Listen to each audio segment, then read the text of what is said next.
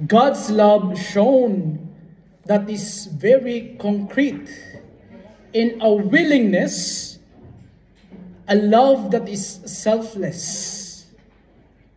Na kahit na binabaliwali natin siya sa kanyang pagpapapako sa krus, katumbas ng kanyang katawan, ay patuloy pa rin ang Diyos na nagmamahal sa atin.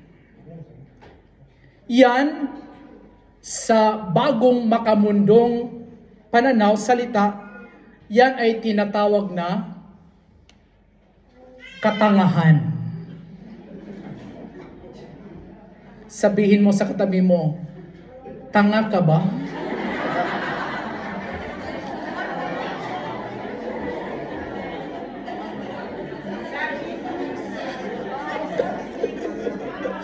Okay.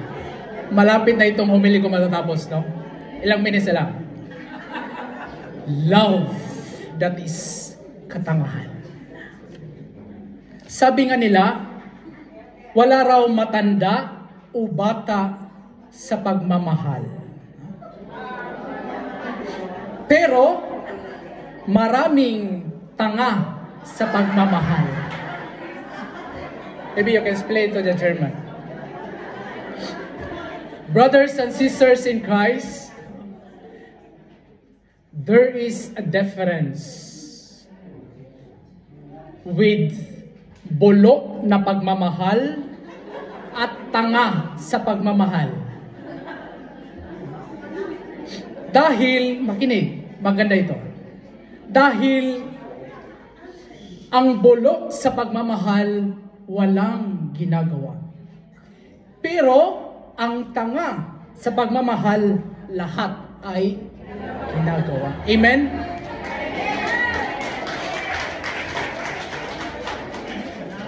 That's why the word tanga, spell the word tanga, T-A-N-J-A. The word tanga from the word, remind us, totoo akong nagmamahal sa iyo. Gaano man kasakit ay titiisin ko. Praise the Lord. Mga kapatid, totoo, kung sino pa ang siyang nagmamahal, ay siya pa yung magbibigay ng pagpapakasakit sa iyo. It is not just about romantic, but as a reality in a family, in a community. Mas espesyal ang luha kaysa mga pa-smile-smile lang. Kasi pwede mong ismailan yung lahat.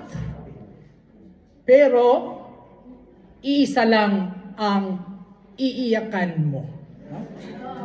At ang taong iiyakan mo ay espesyal sa puso mo at tunay na mahal mo. Amen?